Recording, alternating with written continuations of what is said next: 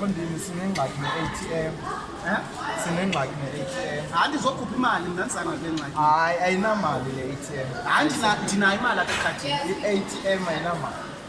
Yebra, ndigqitywa ufowunelwa ngumlungu undixelela imali yam ingena. Imali ayikho kule ATM. Ikhona kaloku apha ekhadini lam, ndinayo imali mna. Unayo imali but awunayo. Malume madoda. Mfondini ayisebenzi le ATM. Ayisebenzi. Ayisebenzi ayinamali. Nayo nje imali. I-ATM ayinamali. Awu. Ayinamali njani? Nantsi imali apha ekhadini Imali. Ikhona. Emadoda ndithi umsebenzi wam kuxelela nini uba i-ATM ayinamali. Ayikho imali yethu eCapitec. Ayinamali njani sinemali? iCapitec akanayo imali yethu.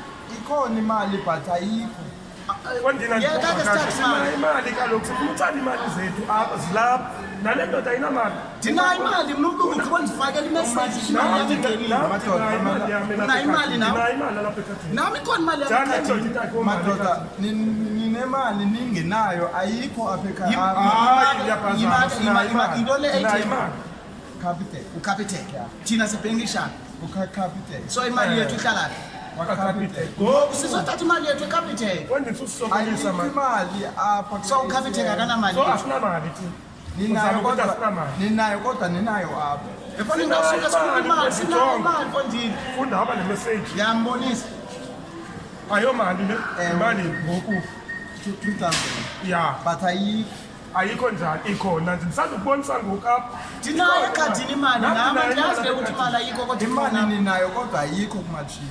Hey hani sitya kabi imali zethu hayi Hey hayi bakunjani. umlungu uqhiba ndifakela imali yam ngoku ukuthi ayikho. Umatshini ongenamali. Nansi imali ekhadini ikhona. Sinayo imali sifuna But umatshini awunamali.